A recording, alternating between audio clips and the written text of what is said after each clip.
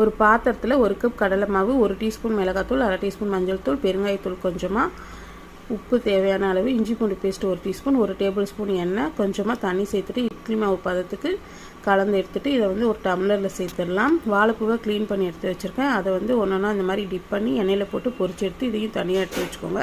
கடாயில் நல்லெண்ணெய் ஒரு 3 டேபிள் ஸ்பூன் ஊற்றிட்டு கடுகு, வெந்தயம், சோம்பு போட்டு தாளிச்சுக்கோங்க. இது நல்லா பொரிஞ்சதும் கருவேப்பிலை, 2 காஞ்ச மிளகா, சின்ன வெங்காயம் ஒரு 200 கிராம் முறித்து கட் பண்ணி வச்சுருக்கேன். அதையும் சேர்த்துட்டு வதக்கிக்கலாம்.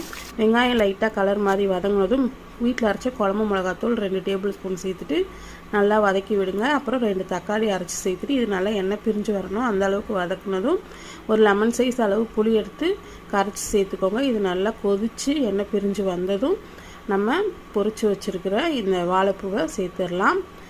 இப்போ சைவ நெத்திலி குழம்பு சூப்பராக ரெடி ஆகிடும். கண்டிப்பாக ட்ரை பண்ணுங்கள். டேஸ்ட்டும் அட்டகாசமாக இருக்கும்.